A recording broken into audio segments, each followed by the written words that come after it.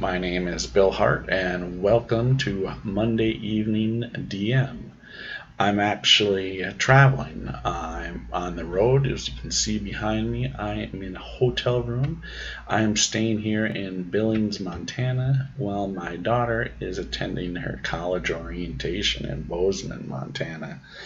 So today is a little rainy and cold here in not so sunny Montana today.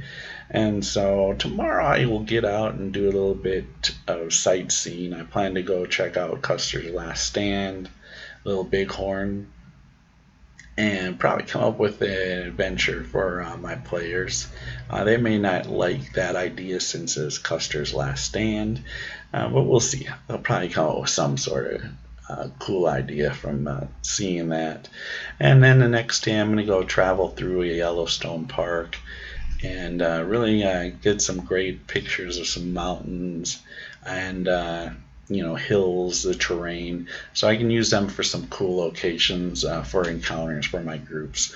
So I'm looking forward to the next couple days of traveling around. I did bring my books though, so ready to work on some other game stuff today, as well as tonight. Be working on some gaming, and then as I inspired the next couple days while I'm traveling around here sightseeing, I'm sure I will do some more writing and some more story ideas. And so some of that is I've been asked by several DMs, how do I come up with plot lines? How do I come up with NPC ideas or names of NPCs, town names, and other map locations? How do you come up with that stuff? And I've been doing this for years, since 1977, really. I've been coming up with different names, NPCs, whatever you have, story, plot lines. And I really get my ideas from my real world surroundings. What do I mean by that? I'm always watching, thinking about ideas for my game that just come up.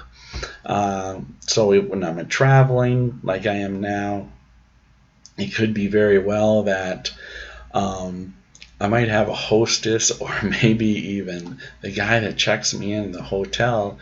If they're quirky or anything like that I might pick up, I'm like, oh, I could make an NPC off of that guy, and I'll, put that in my, notes. I carry my phone around and use this notepad here on my phone always, especially as I'm getting older in age. Don't have that memory, so it's great to have this to take notes, even in a sense for real life with my wife or work.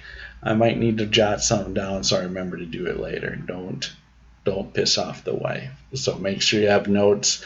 Oh, I got to do something for her. So I always have this by. So one of the examples I want to share with you is, coming up with an NPC. I'll come up with everything, a whole storyline. So a few weeks back, I'm watching American Ninja Warrior with my grandson. We do that on occasion. And one of the contestants had a really cool name. I'm not sure if it was his first name or last name, but it was a cool name. And, no matter what, it was a cool name. So grabbed my phone, typed it in, so that way I'd have it. A couple days later, after American Ninja Warrior, I catch this commercial on TV, and there's this woman in a commercial, and I was like, wow, she would be a great villain. So I was like, okay, I have this villain idea. Oh, I have a great name, and this name could either went with male or female, and I don't have a lot of women villains in my game. I just don't do it. And a lot of heroic women in my game, NPCs that my parties deal with, are very neutral, information people. I mean, and they've dealt with some witches and hags, of course, but I was like, let me create this great villain NPC. So I took the the idea from this commercial of her, and then the name, and then I just went from there. And I built the whole storyline, plot line, history behind her, and now I just have to implement her into one of my games, either the Terran campaign or the Ganor Empire.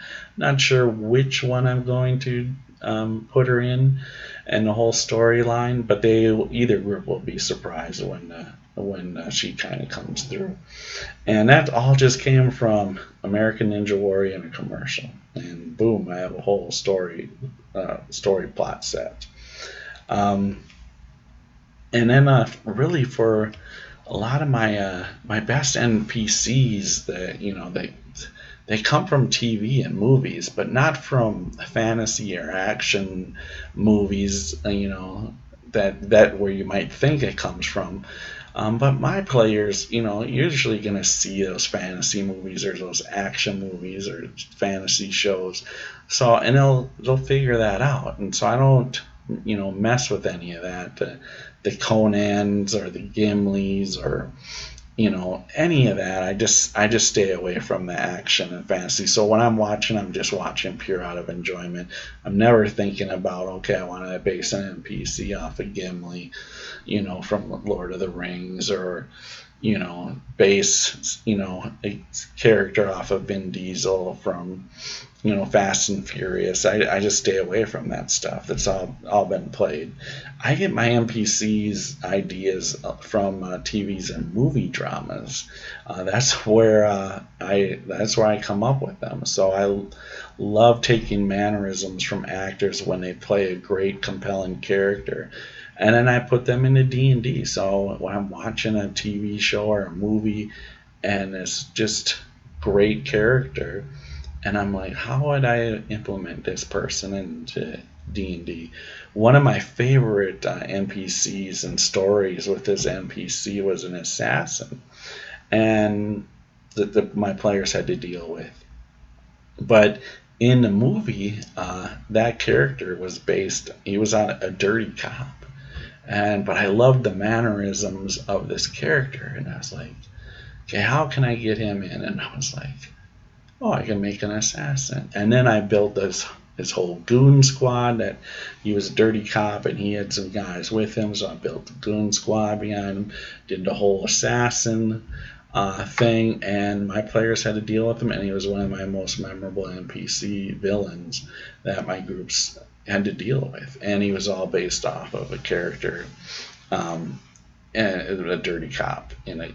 But the actor did a great job playing the character, and it was just with his mannerisms. I played those, had that all in my notes, the different mannerisms of this NPC, and it was great. Um, as for town names or locations, I get them a lot from traveling, just as I'm doing right now on road trips. Always looking at town names, river names, any of that kind of stuff. I come up with, and when I'm pulled over for gas, if I remember a certain town name that we passed, I'm like, oh, that's a great name. I'll type it in my phone. I went and have had and taken my whole state map and have taken all the township names and just have a whole list of them so I can work them into my game. I might change up the names a little bit, and I don't use general, the major known towns. I'm not going to do Lakeville, even though it's a great name, and I probably would love to use it somewhere in my world. But my players are going to know Lakeville. Okay, it's a suburb of Minneapolis. So, I usually look for little small townships. More than likely, my players aren't. It's going to gloss over. I change the name a little bit, and no one knows better. So I do that in a sense for towns or rivers, things like that.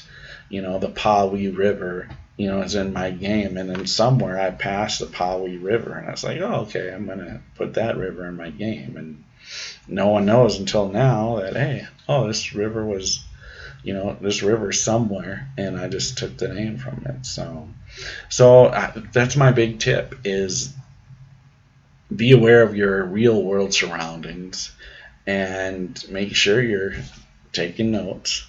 and you're going to come up with some great ideas, great names, NPCs, and so on that will come to you. And so, with that, I'm gonna get back to working on some D&D here, get a little monster manual going, and so I'm gonna sign out here from Montana. And remember, it's cool to be a geek, so pass it on. Good night.